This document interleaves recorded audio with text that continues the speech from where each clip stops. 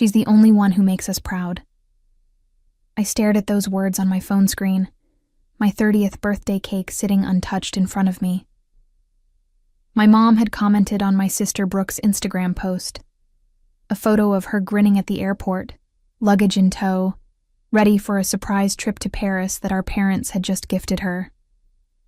The post was full of heart emojis and exclamation points, and underneath it, dozens of congratulatory comments from family and friends. My name is Ashley, and I turned 30 years old that day in a quiet apartment in Richmond, Virginia. I worked as a pharmaceutical sales representative, pulling in decent money but nothing glamorous. I lived alone, kept to myself mostly, and had spent the better part of the last 8 years trying to prove to my family that I mattered. That morning, I woke up hoping for a phone call, a text, maybe even a card in the mail.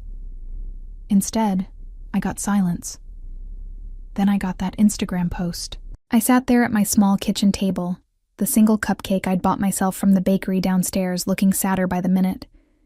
I refreshed the post again, as if maybe I'd misread it. But no, there it was. Brooke, 26 years old, beaming like she'd won the lottery. And my mom's comment, pinned right at the top where everyone could see it. The thing is, I wasn't surprised. Not really. This was how it had always been. Brooke was the golden child, the one who could do no wrong, the one who got all the attention, all the praise, all the support. And me? I was the backup plan, the one they tolerated but never celebrated. Growing up, Brooke got the best room in the house, the new clothes, the private tutoring when she struggled in school. I got hand-me-downs and a pat on the head when I brought home straight A's. When Brooke wanted to join the dance team in middle school, my parents paid for expensive lessons and costumes without blinking. When I asked to take photography classes in high school, my dad told me we couldn't afford it, and that I should focus on more practical things. I worked at a grocery store after school to save up for a used camera instead. My parents never came to the small art show where my photos were displayed, but they attended every single one of Brooke's dance recitals, sitting in the front row with flowers. I called my mom that afternoon, just to see if maybe she'd forgotten. The phone rang 4 times before she picked up. "Oh, Ashley, hi," she said, her voice distracted. "I'm at the airport with your sister. Can I call you back?" "It's my birthday, Mom." There was a pause. I could hear the bustle of the terminal in the background, announcements echoing over the intercom. "Oh, right. Happy birthday, honey. Listen, we're about to board. I'll call you later, okay?" She hung up before I could respond. I set the phone down and stared at the cupcake again. Then I opened my laptop and logged into the joint bank account I shared with my parents. The account I'd been contributing to for the last 6 years. It started back when my dad had a health scare. He needed surgery, and the medical bills piled up fast. My parents didn't have great insurance, and they were drowning in debt. I'd just landed my first big sales job, and I wanted to help. So I set up automatic transfers, $500 a month, straight from my paycheck into their account. It wasn't much, but over the years it added up. I figured it was the least I could do. They were my parents, after all. Except they never mentioned it. Not once. They never thanked me, never acknowledged the help, and when I brought it up casually at Thanksgiving 2 years ago, my mom waved it off like it was nothing. "Oh, that's sweet of you, Ashley. But we're fine. Really. Fine." They were fine. And yet here they were, dropping what I could only assume was several $1,000s on a spontaneous trip to Paris for Brooke. I did the math in my head. 6 years, $500 a month. That was $36,000. $36,000 I'd given them, thinking I was helping, thinking maybe it would mean something. I clicked through the account history, my stomach twisting with every entry. There were the usual expenses, groceries, utilities, car payments. But then I saw it. A charge for $4,000 labeled travel agency. Another for $1,500 labeled boutique shopping. And just last month, a $10,000 deposit into Brooke's personal account with the memo, gift. They'd been using my money. Not for bills, not for emergencies, for Brooke. I sat back in my chair, my hands shaking. I felt like an idiot. All those years, all that money, and they'd just been funneling it to my sister while I scraped by, living paycheck to paycheck, skipping vacations and new clothes because I wanted to make sure they were okay. I thought about all the times I'd said no to weekend trips with coworkers because I couldn't afford them. The time I'd eaten ramen for 2 weeks straight because my car needed repairs and I didn't want to dip into my emergency fund. The countless sacrifices I'd made, all while my parents were treating Brooke like royalty with my money. I looked at the cupcake again, then I looked at the screen, and I made a decision. I clicked withdraw. It took me 3 days to move all the money. $36,000, transferred back into my personal account, in increments small enough not to trigger any alerts. I told myself I wasn't stealing. It was my money. I'd earned it. I'd given it freely, sure, but they'd lied to me. They'd taken advantage of me. So I was taking it back. The guilt hit me in waves at first. I'd lie awake at night, staring at the ceiling, wondering if I was being petty, wondering if maybe I was overreacting. But then I'd remember my mom's comment on that Instagram post. She's the only one who makes us proud. And the guilt would evaporate, replaced by something harder, something colder. I didn't tell anyone what I'd done. Not my friends, not my coworkers. I just kept going to work, kept living my life, kept pretending everything was normal. But inside, I felt different. Lighter, maybe. Or maybe just angrier. Brooke called me from Paris on the 3rd day of her trip. I let it go to voicemail. She called again the next day, and the day after that. Finally, I answered. Ashley, oh my God, you have to see this city. It's incredible. Mom and Dad are being so generous. We went to the Louvre yesterday, and tonight we're having dinner at this amazing restaurant near the Eiffel Tower. Sounds nice, I said flatly. Are you okay? You sound weird. I'm fine, just busy. Well, I wanted to thank you. I know you've been helping Mom and Dad out, and I'm sure that's part of why they could do this for me. So, thank you. I almost laughed. Almost. Instead, I said, don't worry about it. You're the best big sister ever, she said, and I could hear the smile in her voice.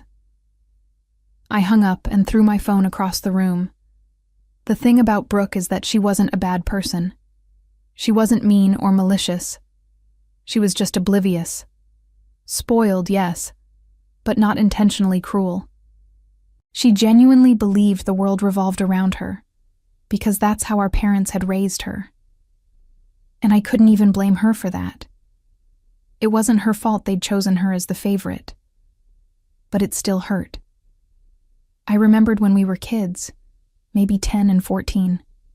I'd saved up my allowance for 3 months to buy this vintage camera I'd been eyeing at a pawn shop. The day I finally had enough money, I came home excited to show my parents. But Brooke had just gotten a bad grade on a math test, and my parents were sitting with her at the kitchen table, consoling her, promising her a new tablet if she brought her grades up. That's great, Ashley, my mom had said when I showed her the camera, barely glancing up. Now go do your homework. I took the camera to my room and cried. Not because I wanted praise, but because I wanted them to care. Just a little bit. I spent the next week researching what to do with the money. I wasn't going to blow it on something stupid. I wanted to use it wisely, in a way that would actually mean something. I thought about investing it, maybe putting it toward a down payment on a house. But then I stumbled across an ad for a medical billing course. It was a 6-month program that would certify me to work in healthcare administration, something I'd always been interested in, but never had the time or money to pursue. The program cost $8,000 up front. Before, that would have felt impossible. Now, I had the means. I signed up that night. My parents didn't notice the missing money right away. Or if they did, they didn't say anything. But 2 weeks after I withdrew it, my dad called. Ashley, we need to talk. My heart sank. About what? The account. There's been some kind of error. A lot of money is missing. Missing? Yeah, over $30,000. I called the bank and they said it was transferred out. Do you know anything about that? I paused, choosing my words carefully. I withdrew it. You what? It was my money, Dad. I put it in there. I took it back out. There was a long silence on the other end of the line. Then, Ashley, that money was for emergencies. We were counting on it. Emergencies, I repeated, my voice tight. Like a trip to Paris? Another silence. That's different, he said finally. How? Brooke needed a break. She's been working so hard. And your mom and I wanted to do something special for her. And what about me? The words came out sharper than I intended. I've been putting money into that account for 6 years, Dad. 6 years.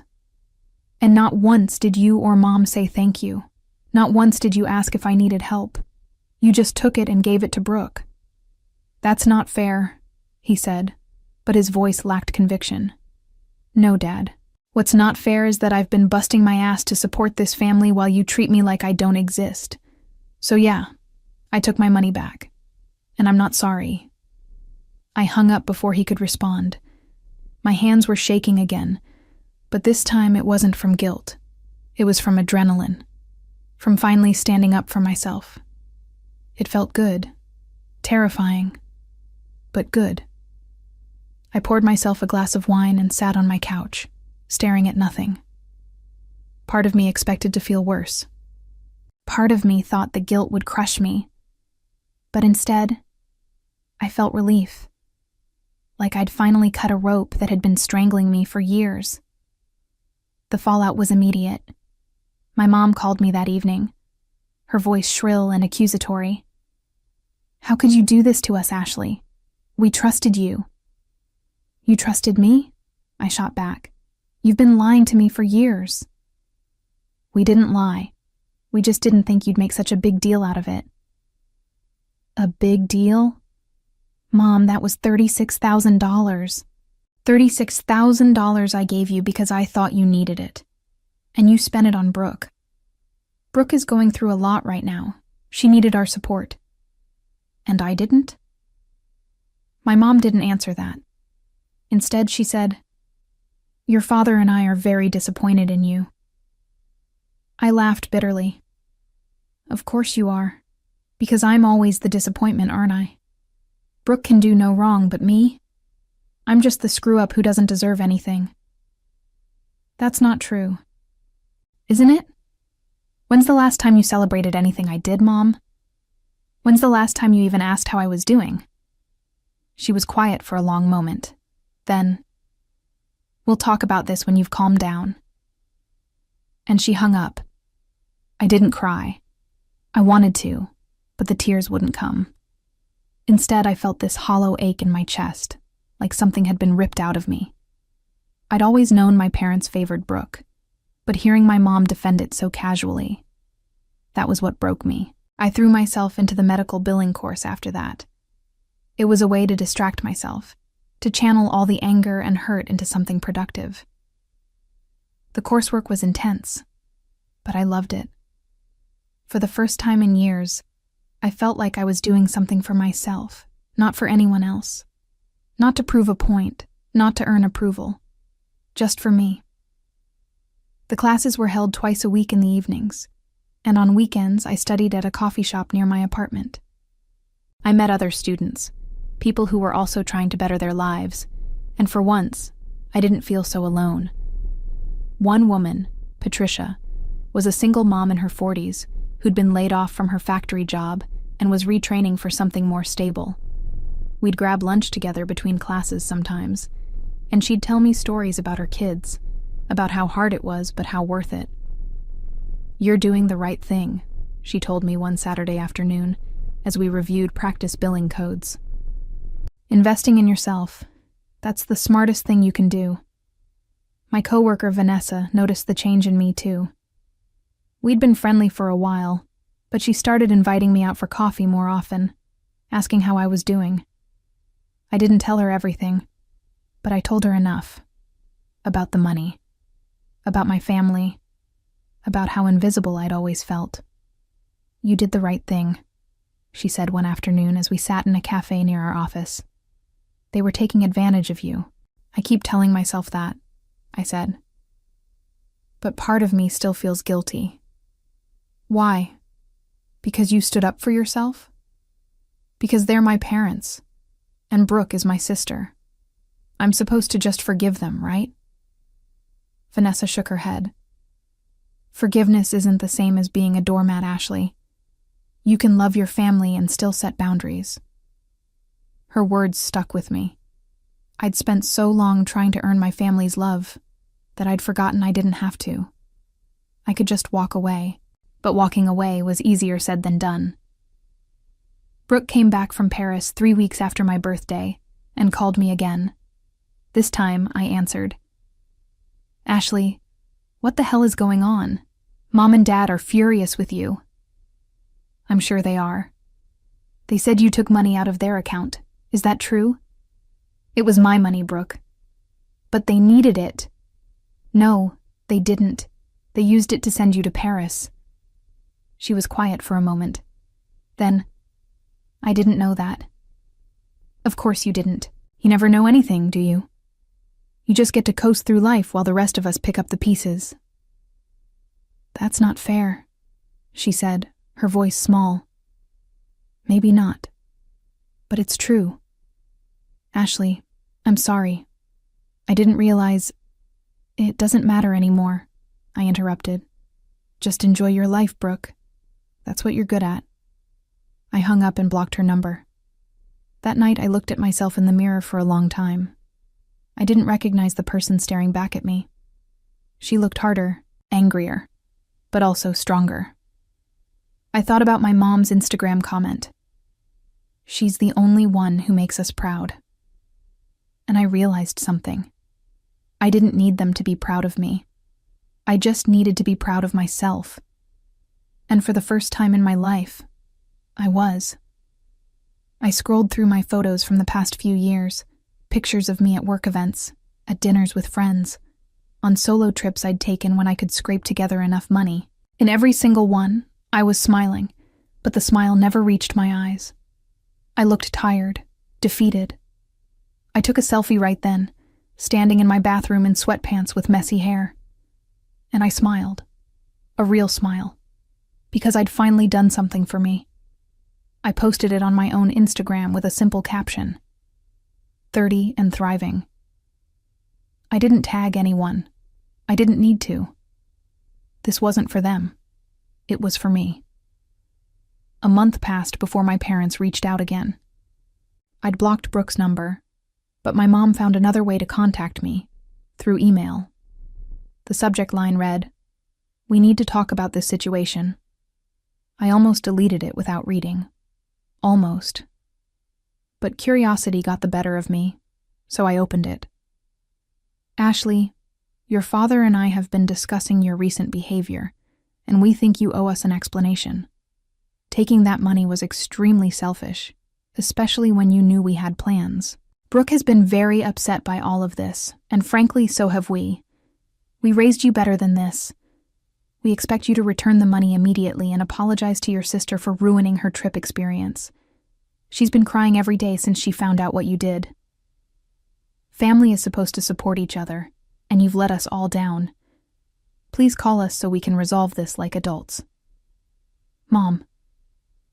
I read it 3 times, each time feeling my blood pressure rise a little higher. They expected me to apologize. They expected me to return the money.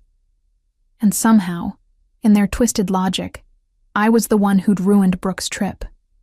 A trip she'd already taken and enjoyed. A trip funded by my own hard-earned money. I typed out a response, my fingers flying across the keyboard. "Mom, I don't owe you anything. Not an explanation, not an apology, and certainly not that money. I gave it to you in good faith, believing you needed it for medical bills and essential expenses. Instead, you used it to spoil Brooke while treating me like I didn't exist. I'm done being your backup bank account. I'm done being invisible. Don't contact me again unless you're ready to have an honest conversation about how you've treated me for the last 30 years. Ashley. I hit send before I could second-guess myself. The medical billing course was going well. I'd completed 2 months of the program and was excelling in all my classes. Patricia and I had become genuine friends, studying together most weekends and sharing stories about our lives. She was the first person I told about the full extent of what had happened with my family. They said what? She asked, her eyes wide with disbelief. We were sitting in the coffee shop, our textbooks spread across the table. They want me to apologize and return the money. Are they insane? Apparently. I took a sip of my coffee. My mom made it sound like I'd committed some terrible crime. Patricia shook her head. You know what I think? I think they're panicking. They got used to having that cushion of money and now it's gone. They're trying to guilt you into giving it back. It's working a little, I admitted. I keep thinking about Brooke crying. Brooke's a grown woman. If she's crying, it's because she finally had to face reality. I wanted to believe that. I really did. But there was still a part of me that felt guilty. That part that had been trained since childhood to put everyone else first, to smooth things over, to make sure everyone was happy. Everyone except me. My phone buzzed. It was an unknown number, but I recognized the area code. Virginia. Against my better judgment, I answered. Hello? Ashley, it's Dad. I should have hung up. I should have blocked the number immediately. But something in his voice stopped me. What do you want? I want to talk. Really talk. Not argue, not fight. Just talk. I hesitated. I'm listening. Your mom's email was out of line. I told her that. But Ashley, you have to understand where we're coming from. That money, we had plans for it. Plans that didn't include me. He sighed. It's not that simple. Actually, Dad, it is. You took my money and gave it to Brooke. You let Mom post that comment on Instagram saying Brooke was the only one who made you proud. You forgot my birthday. It really is that simple. We didn't forget your birthday. Your mom was just distracted with getting Brooke to the airport. That's worse, Dad. That's so much worse. You chose to prioritize Brooke over me. Again. Like you always do. Brooke needs more support. She's not as stable as you are. There it was. The excuse I'd heard 1,000 times growing up. Brooke needs more. Brooke's struggling. Brooke deserves special treatment. And me? I was just supposed to be stable, solid, the one who never needed anything. I'm not doing this anymore, I said quietly. I'm not going to keep setting myself on fire to keep everyone else warm. Ashley? No, Dad, I'm done. I took my money back, and I'm using it to better my life. If you can't be happy for me, then we don't have anything else to talk about. I hung up and immediately blocked the number. My hands were shaking, but I felt a strange sense of calm wash over me. Every time I stood up to them, it got a little easier. The guilt was still there, but it was quieter now. Easier to ignore. Vanessa noticed my mood at work and pulled me aside during our lunch break. You okay? You seem tense. My dad called. Oh no. What happened? I told her about the conversation, about his excuse that Brooke needed more support, about how I'd finally had enough. Vanessa listened without interrupting, then said, You know what I think? I think you're grieving. Grieving? Yeah. You're grieving the family you thought you had, or the family you wanted to have. And that's okay. It's normal. But you can't let that grief pull you back into their dysfunction. She was right. I was grieving. I was mourning the relationship I'd never have with my parents, the sisterhood Brooke and I would never share. But more than that, I was grieving the version of myself who'd spent so many years trying to earn love that should have been freely given. That weekend, I was studying at the coffee shop when my phone buzzed with a text from another unknown number. This time, it was Brooke. "Ashley, please talk to me. I got a new phone. I didn't know about the money. I didn't know they were using yours. I'm so sorry. Can we please talk?" I stared at the message for a long time. Part of me wanted to respond, to hear what she had to say. But another part of me, the stronger part, knew it wouldn't change anything. I typed back, "Brooke, I need space. I'm not ready to talk yet. Maybe someday, but not now." She responded immediately. "I understand. I'm here when you're ready. I love you." I didn't reply. 3 months into my medical billing course, something unexpected happened. My instructor, a woman named Diane who'd worked in healthcare administration for 20 years, pulled me aside after class. "Ashley, I wanted to talk to you about your work. You're one of the top students in the program." "Thank you," I said, surprised. "I'm serious. Your attention to detail is exceptional, and you have a real knack for this. Have you thought about what you want to do after you finish the program?" "I was hoping to find a position at a hospital or clinic, something stable." Diane smiled. "I have a friend who works at Virginia Commonwealth University Health System. They're looking for someone to join their billing department. It's a senior position, and the pay is excellent. I'd like to recommend you." My heart skipped. "Really?" "Really. I'll send you the details. You'd have to interview, of course, but I think you'd be perfect for it." I walked out of class that day feeling lighter than I had in months. This was it. This was the opportunity I'd been working toward, and I'd done it all on my own, without my family's support or approval. When I got home, I found an envelope slipped under my door. No return address, but I recognized the handwriting immediately. My mom's. I opened it with shaking hands. Inside was a birthday card, 3 months late, and a check for $500. The card read, "We're sorry we missed your birthday. We hope this makes up for it. Love, Mom and Dad." $500, a fraction of what I'd given them over the years, and they thought this would fix things. I tore up the check and threw it in the trash. The interview at Virginia Commonwealth University Health System was scheduled for the following Tuesday. I spent the entire weekend preparing, reviewing my coursework, practicing answers to common interview questions. Vanessa helped me pick out a professional outfit, a navy blazer and slacks that made me look capable and confident. The morning of the interview, I woke up with butterflies in my stomach. This was the biggest opportunity I'd had in years, and I wasn't going to let my family drama ruin it for me. The interview went better than I could have imagined. The hiring manager, a woman named Caroline, was impressed with my background in pharmaceutical sales and my dedication to completing the medical billing program while working full-time. "We need someone who's organized, detail-oriented, and can handle high-pressure situations," Caroline said. "From what Diane told me and what I'm seeing here, you fit that description perfectly." "Thank you. I'm really excited about this opportunity."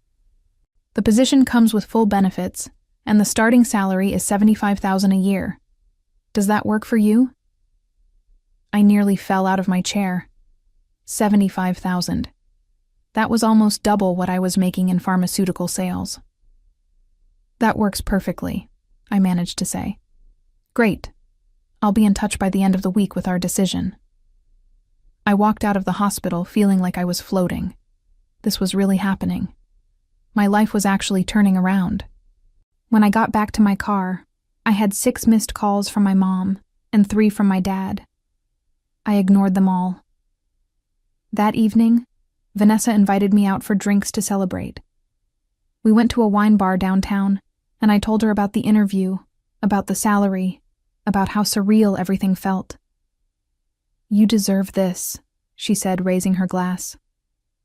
"After everything you've been through, you deserve something good." "I keep waiting for the other shoe to drop," I admitted. "Like something's going to go wrong." "Nothing's going to go wrong. You're talented, you've worked hard, and you're finally putting yourself first.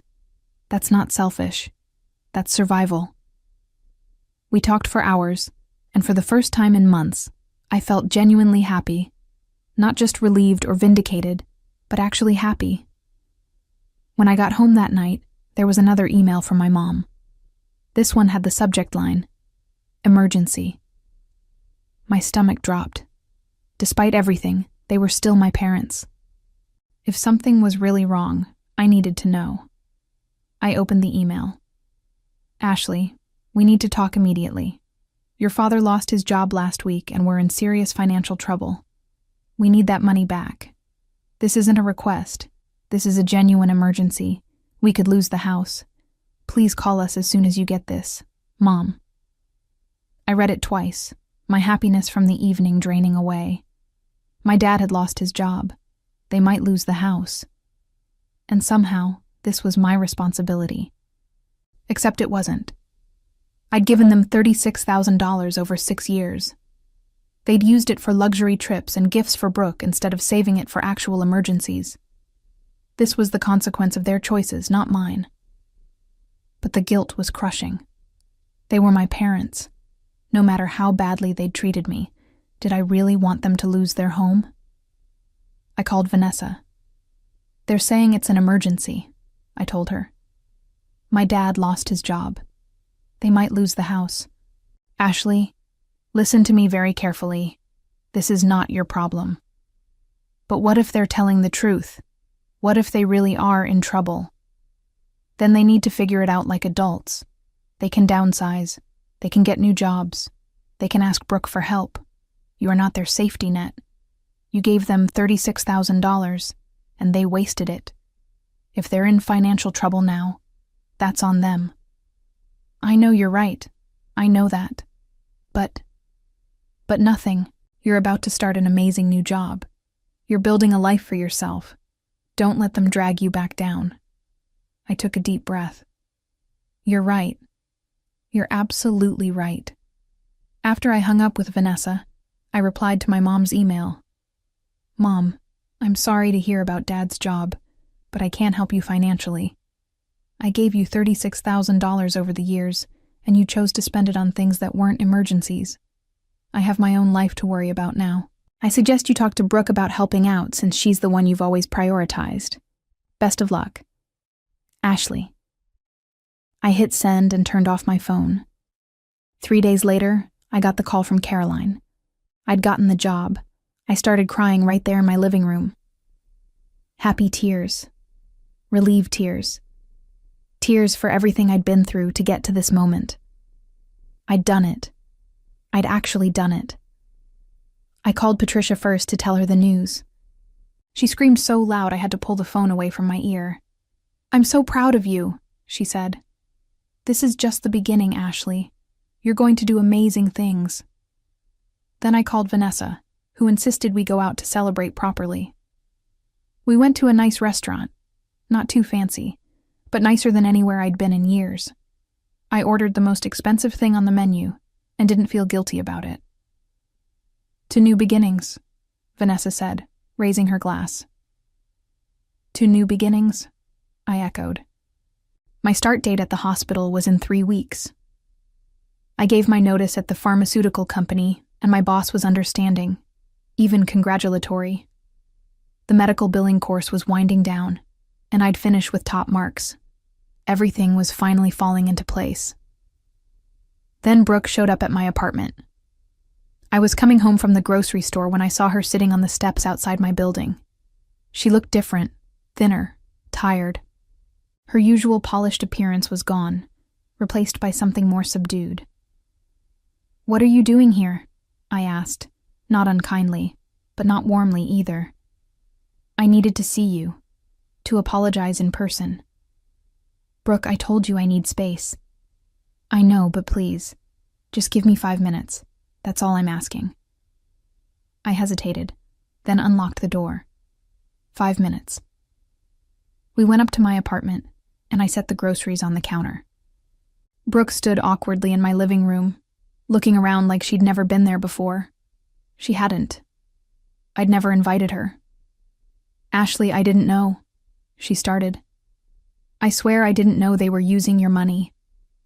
When I found out, I confronted them. We had a huge fight. And they told me you were being dramatic, that you'd given them the money freely and now you were trying to hold it over their heads. But I know that's not true. I went through their bank statements. I saw everything. I crossed my arms. So, what do you want? Absolution. No. I want you to know that I'm sorry. I'm sorry for being oblivious, for taking everything for granted, for not realizing how badly they were treating you. You're my sister, and I should have noticed. Her voice cracked on the last word, and I saw tears forming in her eyes. Brooke, you were just being who they taught you to be. I don't blame you for that. But I should have been better. I should have paid attention. I should have stood up for you. I softened a little. Yeah, you should have. I told them I'm not taking any more money from them until they apologize to you. And I meant it. That surprised me. You did? I did. And they're furious with me now, too. Apparently, I'm being ungrateful. Despite everything, I felt a small flicker of sympathy for her. Welcome to my world. I don't know how you dealt with this for so long. I didn't have a choice. Brooke wiped her eyes. I'm moving out of their house. I got my own apartment, and I'm going back to school to finish my degree. I'm not going to be their perfect little princess anymore. Good for you, I said, and I meant it. Do you think we could ever be real sisters? Not just by blood, but actually be there for each other? I thought about it. Maybe. Someday. But it's going to take time, Brooke. A lot of time. I understand. I'll wait as long as it takes. After she left, I sat on my couch and thought about what she'd said. She was trying. She was actually trying. It didn't erase the past, but it was something. My phone buzzed with another email from my mom. I almost didn't open it, but something made me click. Ashley, I don't know what you said to Brooke, but she's refusing to help us. You've turned her against us. You're tearing this family apart. I hope you're happy. Mom. I deleted the email without responding. I was happy. And that was what terrified them the most. The next 2 weeks passed in a blur. I finished the medical billing course at the top of my class, received my certification, and prepared for my new job at the hospital. Patricia threw me a small celebration at her house, inviting a few of our classmates. It was simple, just pizza and cake. But it felt more genuine than any family gathering I'd ever attended. Speech, someone called out, and everyone laughed. I stood up, feeling awkward but grateful. I just want to say thank you. 6 months ago, I was in a really dark place. I felt invisible and unappreciated. But this course, and all of you, helped me remember that I'm worth something. So thank you for being there for me. Everyone clapped, and Patricia pulled me into a hug. You're going to kill it at that hospital, she whispered. The day before I started my new job, I decided to do something I'd been putting off. I went through all my social media and unfollowed my parents. I didn't block them, but I didn't want to see their posts anymore. I was done letting their lives affect mine. As I was scrolling through, I noticed something odd. My mom had posted a status update 2 days earlier. Sometimes your children disappoint you in ways you never imagined.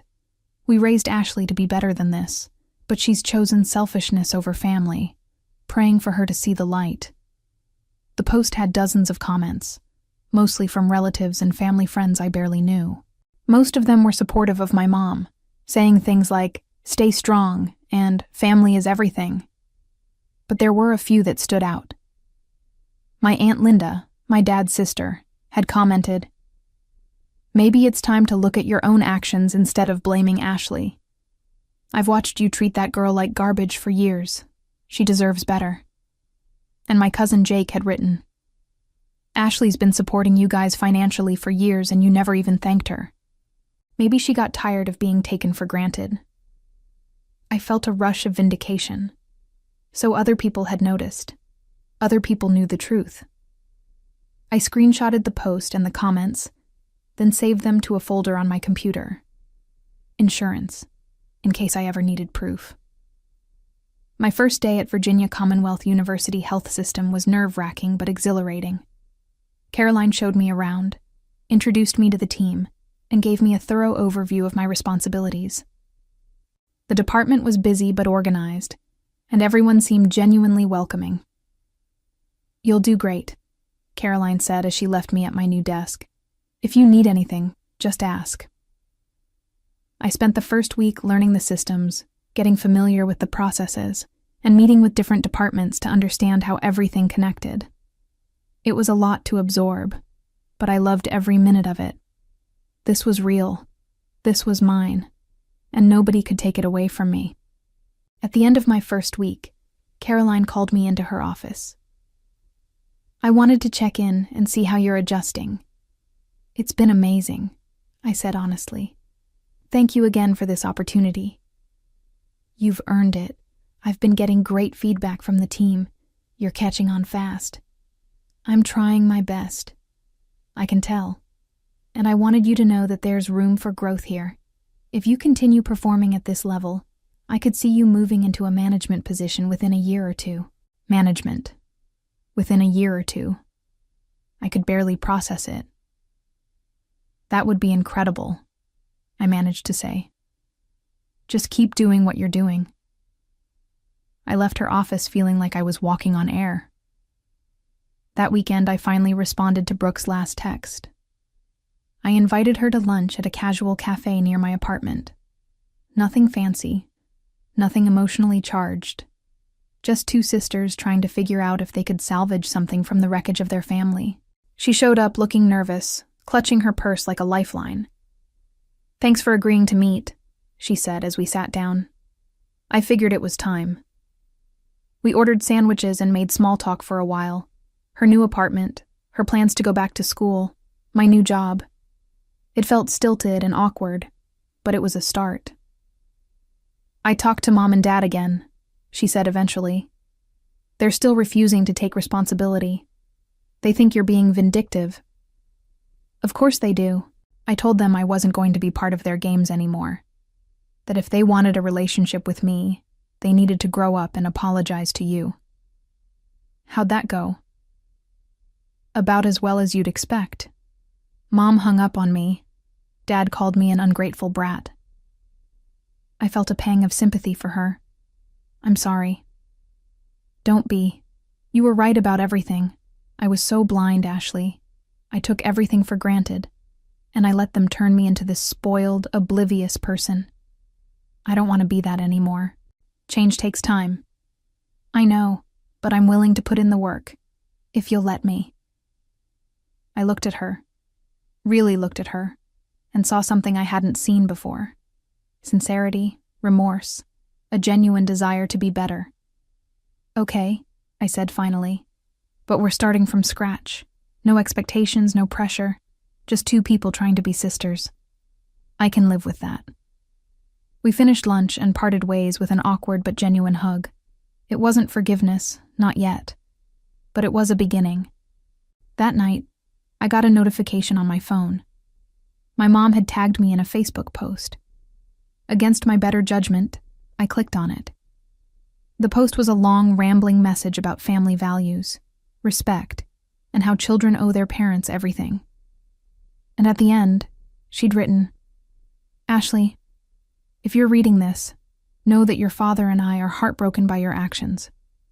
We're praying you'll come back to us before it's too late." The comments were a mix of support for my parents and questions about what had happened. Some relatives were asking me directly what was going on. I could have ignored it. I probably should have ignored it. But something inside me snapped. I commented on the post. "Mom, I gave you $36,000 over 6 years to help with medical bills and expenses. You used it to fund luxury trips and gifts for Brooke while ignoring me completely. You forgot my birthday, publicly stated that Brooke was the only child who made you proud, and now you're trying to guilt me into giving you more money. I'm done being your ATM. If you want a relationship with me, start by apologizing and taking responsibility for your actions. I hit post before I could second-guess myself. Within minutes, the comments started pouring in. Some relatives were shocked. Others were supportive. My Aunt Linda commented, "Finally, someone said it." And my mom responded with, "This is a private family matter. How dare you air our business publicly?" I replied, "You made it public when you tagged me. I'm just telling my side of the story." Then I logged off and blocked both my parents on all social media. My hands were shaking, but I felt lighter than I had in years. I'd finally told the truth. I'd finally stood up for myself in a way that couldn't be ignored or dismissed. And I was done apologizing for it. The Facebook post exploded overnight. By the time I woke up the next morning, there were over 200 comments and countless shares. My phone was flooded with messages from relatives I hadn't spoken to in years, some supportive, others demanding explanations. My Aunt Linda called me at 7 a.m. "Ashley, honey, are you okay?" "I'm fine. Better than fine, actually." "I just saw what you posted. I had no idea it was that bad." "Most people didn't. They were good at hiding it. Well, the truth is out now. Your Uncle Tom and I have been talking, and we want you to know we're on your side. What your parents did was inexcusable." "Thank you. That means a lot. And between you and me, your mother is losing her mind. She's been calling everyone in the family, trying to get them to side with her. It's not going well for her." I felt a small surge of satisfaction. Good. After I hung up with Linda, I checked my email. There were 3 messages from my mom, each more desperate than the last. The first was angry, accusing me of betrayal and slander. The second was manipulative, talking about how hurt she and my dad were. The third was almost pleading, asking me to delete the post and call her. I deleted all 3 without responding. At work that Monday, I threw myself into my new role. The hospital billing department was complex and demanding, but I loved the challenge. Caroline had given me several high-priority accounts to manage, and I was determined to prove I belonged there. During lunch, Vanessa called. "So I saw your Facebook post. You and everyone else. Are you okay? That took guts. I'm tired of hiding their dysfunction. If they wanted privacy, they shouldn't have aired their grievances publicly first." "Fair point. How are they taking it?" "Not well, from what I hear. But that's not my problem anymore." "Good for you. Seriously. I'm proud of you." That afternoon, I got a call from an unknown number. I almost didn't answer, but something told me I should. "Hello?" "Ashley, it's your dad." I tensed. "How did you get this number?" "I asked your cousin Jake. Please don't hang up." I said nothing, waiting. "Your mother is beside herself. That Facebook post. You've humiliated us in front of the entire family. You humiliated yourselves. I just told the truth. We need to meet, face to face. We need to resolve this." "There's nothing to resolve, Dad. You and Mom made your choices. I made mine. We're done." "Ashley, please. We're your parents. Then maybe you should have acted like it.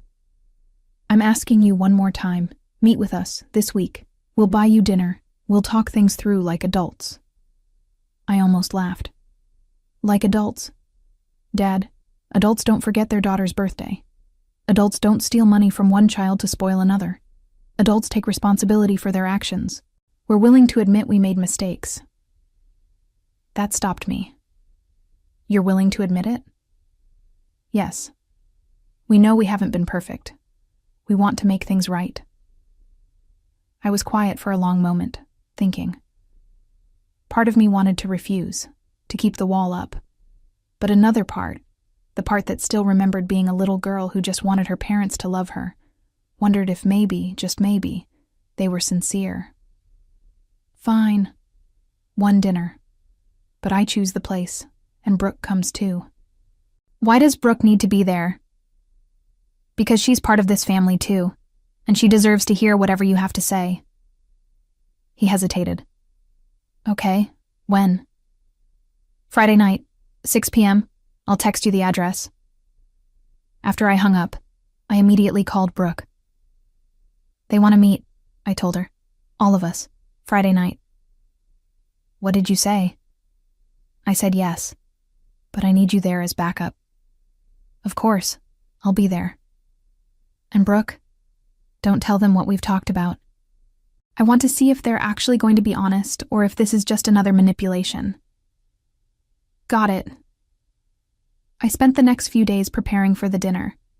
I made a list of everything I wanted to say, every grievance I'd buried over the years. I wasn't going to yell or cry. I was going to be calm, clear, and firm. They were going to hear me, whether they liked it or not. Friday came faster than I expected. I chose a quiet restaurant in downtown Richmond, public enough that they couldn't make a scene, but private enough for a serious conversation. I arrived early and took a table in the back corner. Brooke showed up 15 minutes before our parents, looking nervous. You okay? She asked. I will be. At exactly 6 p.m., my parents walked in. My mom looked older than I remembered, her face tight with stress. My dad had lost weight, his shoulders hunched like he was carrying something heavy. They sat down across from us, and for a moment, nobody spoke. Finally, my dad cleared his throat. Thank you for agreeing to meet. Let's just get to it, I said. You wanted to talk, so talk. My mom folded her hands on the table. Ashley, we owe you an apology. I waited. We've been thinking a lot about what you said, about the money and how we've treated you. And you're right. We haven't been fair to you. Go on. We've always worried about Brooke more because she struggled with things you seemed to handle easily. You were always so independent, so capable. We thought you didn't need us as much. So you just stopped trying? We didn't stop trying. We just prioritized differently. You forgot my birthday, Mom. You commented on Instagram that Brooke was the only one who made you proud. How is that prioritizing differently? She looked down. That comment was a mistake. I was just excited for your sister. A mistake you left up for everyone to see. My dad jumped in. We're here because we want to fix this. We want our family back. You want your ATM back? I corrected. Let's be honest about what this is really about. That's not fair, my mom said. Isn't it? Dad lost his job, you're in financial trouble, and suddenly you want to reconcile. The timing is pretty convenient. Brooke spoke up for the first time. She's right. You didn't care about fixing things until you needed money. My mom turned to her, shocked. Brooke, you know that's not true. Actually, I don't. Ashley's been telling the truth about everything. I went through the bank statements. I saw where all her money went. And I've been thinking about how differently you treated us growing up. She's not making this up. We gave you both everything we could, my dad insisted. No, I said firmly. You gave Brooke everything. You gave me leftovers and criticism. The table fell silent. Finally, my mom's facade cracked. What do you want from us, Ashley? You want us to grovel? To beg? We're here. We're apologizing. What more do you want? I want you to mean it. We do mean it. Then prove it. Tell me one thing you're proud of me for. One accomplishment you celebrated. One time you put my needs first. She opened her mouth, then closed it. She couldn't think of anything. The realization hit me like a punch to the gut. They really couldn't think of a single thing. That's what I thought, I said quietly. My dad leaned forward, his voice strained. Ashley, you're being unreasonable. We're trying here. No, you're trying to manipulate me into feeling guilty so I'll give you more money. There's a difference. That's not what this is about, my mom protested. Then what is it about? Because from where I'm sitting, This looks like a last-ditch effort to get back into my good graces so you can use me again. Brooke reached over and squeezed my hand under the table. The gesture gave me strength. Let me make something very clear, I continued. I'm not giving you any more money. Not now, not ever. I spent 6 years supporting you and you used me. That's done. My mom's eyes filled with tears. We're going to lose the house, Ashley. Is that what you want? To see your parents homeless? You're not going to be homeless. You have options. You can downsize. You can get jobs. You can ask Brooke for help, since she's apparently the only daughter you care about. I already told them no, Brooke said quietly. I'm not enabling this anymore either. My parents looked at her with matching expressions of betrayal. You too? My dad asked. We raised you better than this. No, you raised me to be selfish and entitled. Ashley's helping me see that.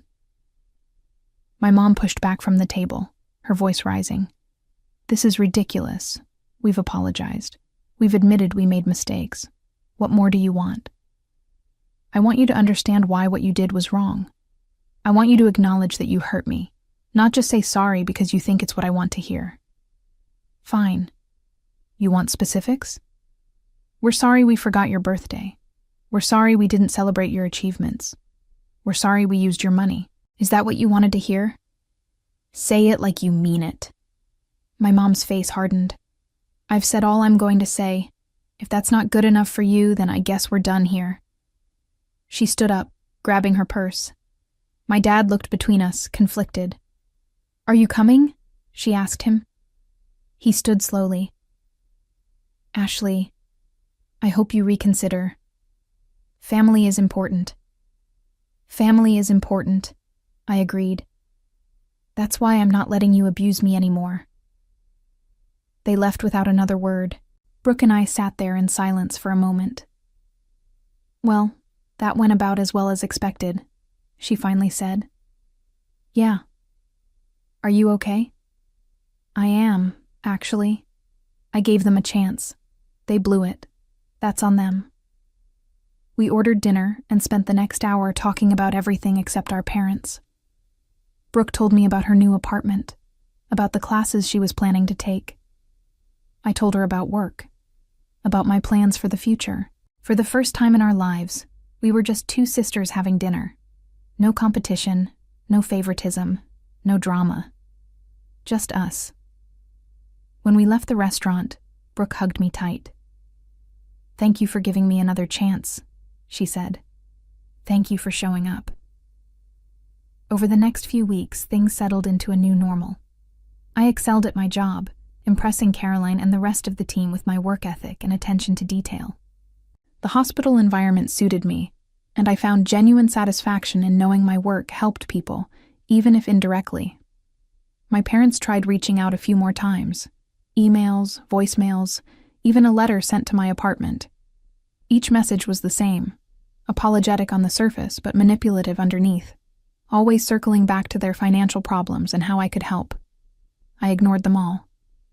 The family drama on Facebook eventually died down, but not before several relatives reached out privately to tell me they'd suspected something was wrong for years. My Aunt Linda became a regular presence in my life, inviting me to family dinners and holidays.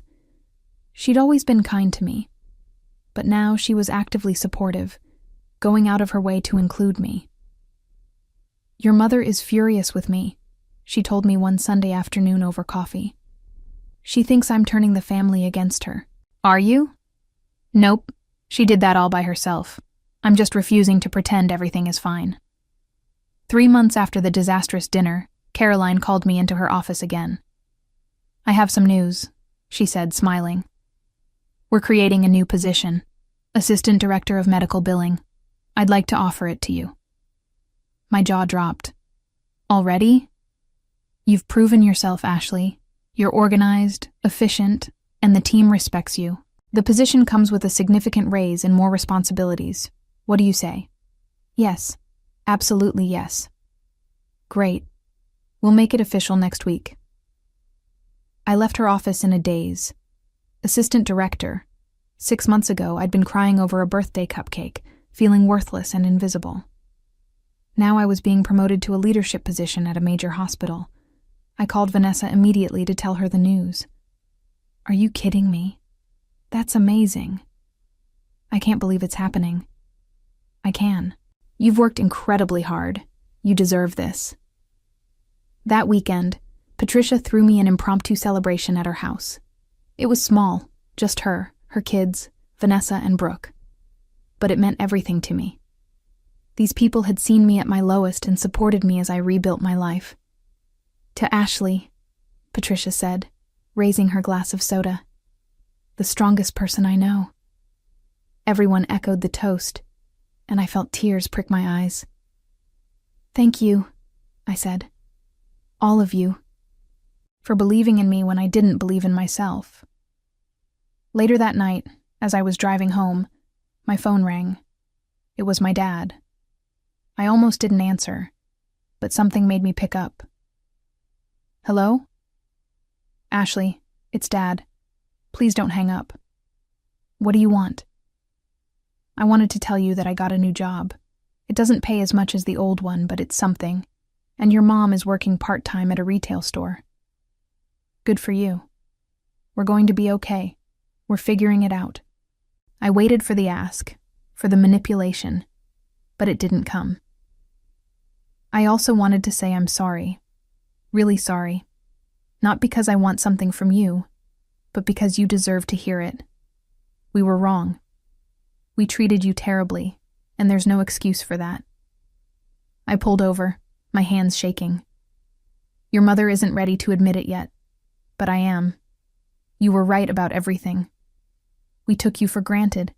We played favorites. We used you. And I'm sorry. Tears streamed down my face. This was what I'd wanted to hear for 30 years. Thank you, I managed to say. I don't expect you to forgive me. I don't even expect you to want a relationship with me. I just needed you to know that I see what we did. And I'm ashamed of it. We talked for another 20 minutes. He didn't ask for money, didn't try to guilt me into anything. He just talked, and I listened. And for the first time in my life, I felt like my dad actually saw me. When we hung up, I sat in my car for a long time, processing. It wasn't forgiveness, not yet. But it was a start. The following months brought changes I never could have imagined. My new role as assistant director kept me busy but fulfilled. I implemented new systems that streamlined the billing process, saving the hospital thousands of dollars and improving patient satisfaction. Caroline praised my work in department meetings, and other directors started seeking my input on their own processes. Brooke and I grew closer, meeting for dinner once a week and texting regularly. She'd enrolled in community college and was working toward a business degree. She'd also started seeing a therapist to work through the family dynamics that had shaped her. My therapist says I was conditioned to see myself as superior, she told me one evening. And that recognizing that is the first step to changing. How's that going? It's hard. Really hard. I keep catching myself expecting special treatment, and then I have to remind myself that's not normal. The fact that you're trying means something. My relationship with my dad slowly improved. We talked on the phone every few weeks, brief conversations where he'd update me on his job and ask about mine. My mom still hadn't apologized, and I'd accepted that she probably never would. Some people aren't capable of that kind of self-reflection. 6 months into my new position, I attended a healthcare administration conference in Washington, where I networked with professionals from across the country. During a session on billing innovations, I met a woman named Grace, who ran a consulting firm that helped hospitals optimize their billing departments. You have some really interesting ideas, she said after my presentation. Have you ever thought about consulting? Not really. I'm happy where I am. Well, if you ever change your mind, here's my card. We're always looking for talented people. I pocketed the card, not thinking much of it at the time. That Christmas, I spent the holiday with Aunt Linda's family. It was the first Christmas in years where I felt genuinely welcomed and valued. Brooke came too, and we exchanged gifts and laughed and ate too much food. My parents called on Christmas morning. My dad wished me a Merry Christmas, and I could hear my mom in the background, though she didn't get on the phone. "How's your day going?" he asked. "It's good. Really good." "I'm glad. You deserve it." After we hung up, I didn't feel sad or angry. I just felt at peace. The new year brought more opportunities. Caroline approached me about pursuing a master's degree in healthcare administration, with the hospital willing to pay for most of it. I enrolled in an online program, excited about the chance to further my education. Vanessa got engaged to her long-term boyfriend, and she asked me to be a bridesmaid. Patricia's daughter graduated from high school and decided to pursue nursing, inspired by the stories her mom and I had shared about healthcare work. My life was full in ways I never thought possible. One Saturday afternoon in March, I was cleaning my apartment when I found the old birthday card my parents had sent, the one with the $500 check I'd torn up. I'd kept the pieces in a drawer, though I wasn't sure why. I looked at them for a long moment, then threw them in the trash. I didn't need their money. I didn't need their approval. I had built a life I was proud of, surrounded by people who actually valued me. That evening, I got a message from Brooke. "Just wanted to say I'm proud of you, for everything." I smiled and typed back, "Proud of you too." A few days later, my mom finally broke her silence. She sent an email with no subject line. "Ashley, I've been doing a lot of thinking. Your father tells me you're doing well, and I'm glad. I'm not good at apologies, and I don't know if I ever will be. But I want you to know that I do see you now. I see what we did, how we hurt you. I don't expect you to forgive me. I just wanted you to know that I'm trying to be better. Maybe one day we can talk. Mom." It wasn't the groveling apology I'd once fantasized about. It wasn't even a particularly good apology. But it was something. I wrote back, "Thank you for saying that. I'm not ready to have a relationship yet, but maybe someday. I hope you and Dad are doing okay." She responded, "We are, and I hope you are too." That was enough for now. As spring turned to summer, my life continued to flourish. The hospital promoted me again, this time to Director of Revenue Operations, overseeing multiple departments.